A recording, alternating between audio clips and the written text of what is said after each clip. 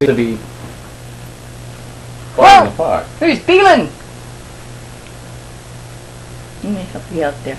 Too much time in the sun. Might have to do a whip stitch of that one. Or not a whip stitch, just a tack. Tack it.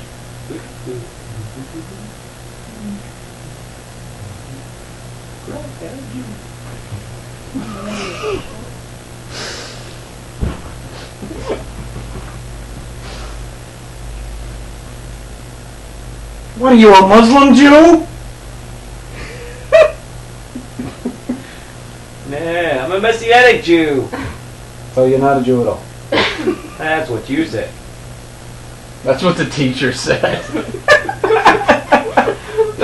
No, she pretty much came out and said, no, if you believe that Jesus was the Messiah, you're pretty much not a Jew.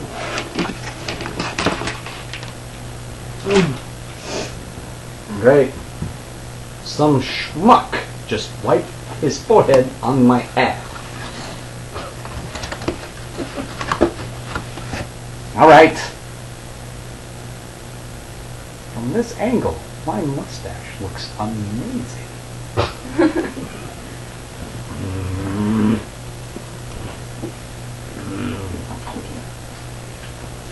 Cough it up, Purple.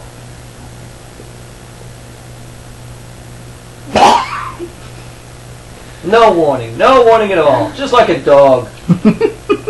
Oh, hey, we got 4 Jews again. 4 Jews. I'm not Jewish. I'm Polish. That's a difference. There is a difference. Oh, no. No! You, Jew, exile. Okay. So the question was, how has Judaism differed from the type that we see in the Tanakh? Well, what we have today is rabbinical Judaism. Rabbinical. Well, it's the discussions that took place towards the end of the Second Temple that gives Judaism its flavor that we see today and its feel. It's not quite established by the Torah, but rather set in motion by the Torah. It's very different. The services that you'll find in Tanakh is built around the temple and daily sacrifices, and we don't have that anymore. We've substituted our synagogues for the temple. Yeah, I think I'm going to cut it off there. He was really, really loquacious. Very interesting. How has the advent of the internet affected your congregation? Well, it gives us a better communication line with our congregation. We are able to speak with them in ways we've never been able to before. We're using the internet to facilitate, encourage, and enhance the face-to-face connections, but not to completely Show off. not to completely replace the face-to-face. Oh my. So perhaps we should move ahead to the how do you feel about homosexuality question. How do you feel about homosexuality? Giggity? Giggity. How do I feel about homosexuality? Well, I don't know. I really love how you buttons bring out Moving the color on. of your googly eyes. Oh! Kiss me like a rabbi would kiss a reporter.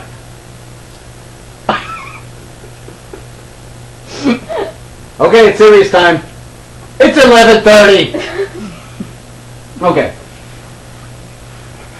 So, this is my, okay. Well, oh God, I actually started to sound like him there for a second. Well, we embrace it. We believe that everything in this world has the potential of being used for good. We believe that God allows multiple ways to reach Him, and we Twitter with rabbis from around the world. You what? Oh my. You can't even see it. Did you see his puppet? Mm-hmm. Why do I keep... Okay. Anyhow, okay. Moving on. A strict kosher diet means that dairy and meat are not to be served, prepared, or consumed together. Where and why do you believe this practice came to be? Judong! Judong! Two Judong. No, I'm okay. Legs are tired.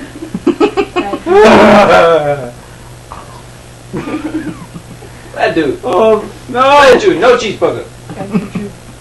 Bad juju. Oh!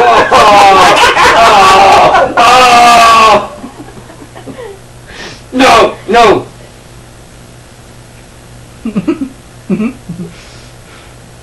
Okay. I'm gonna have to memorize the anecdote he told about. Oh, yeah. Well, That's really long. if I said it quickly enough, it might pass.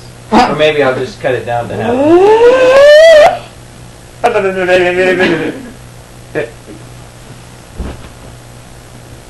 Well, in Leviticus, it tells us, don't boil the kid in the mother's milk. What it really means is, don't boil the kid in the mother's milk. All the other stuff is just the rabbis. But it's our religion, it's sacred, we do it anyway. Well, it says it 3 times in the Torah, so it must be important. Did he really say that? Yes. Because if he only said it once, it would mean fuckus. No, it says it's very serious. You're putting words in his mouth. No. We're using sock puppets! We're putting all the words in the mouth.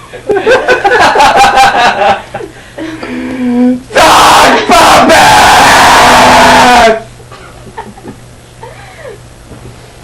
Anyways, Oh god, she is recording. it's ideally supposed to make us aware and appreciative of both human and animal life. Hiking has cheeseburger. There's a good chance that cooking the calf in its mother's milk was a way that idolaters worship. So this was probably formed as a means to separate us from idolaters. So they had golden calves and cheeseburgers.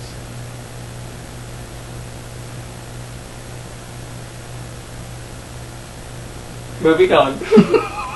How Run!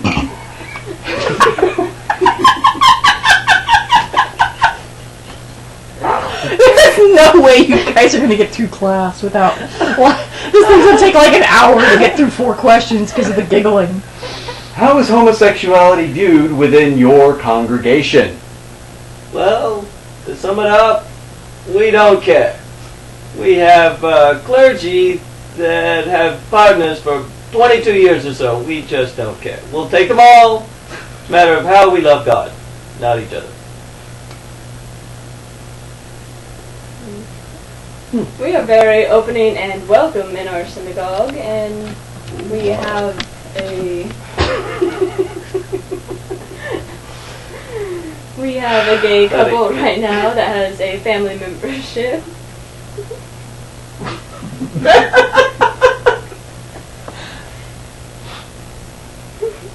We can do this! We can do this! Focus!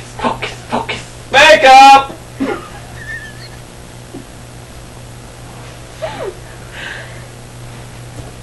Out of here. And I'm going back to Brooklyn. The Jew has left the building. And the Jew's back in the building. But we do have some limitations. Like? Thanks. No cheeseburgers, huh? Well, it doesn't come up that often. We believe that the act of homosexuality is wrong. We don't hold it against any individual person that is homosexual. Now, we know that it's not a choice. Wardrobe! That doesn't mean that we permit it, but it allows us to treat it with a lot more compassion. Oh, no, don't go into standby fast. My button fell off.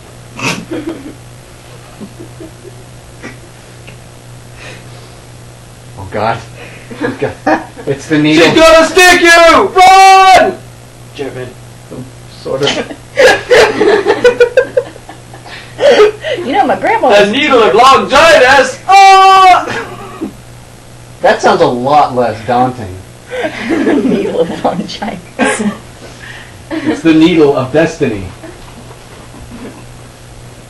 My insides are through. You want to see my insides?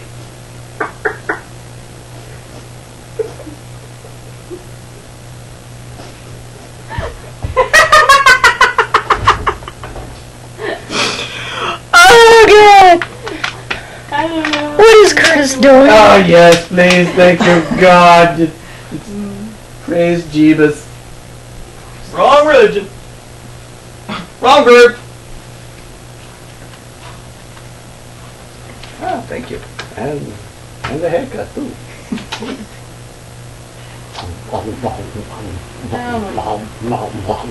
That's why I had to put the spray starch on it so heavily.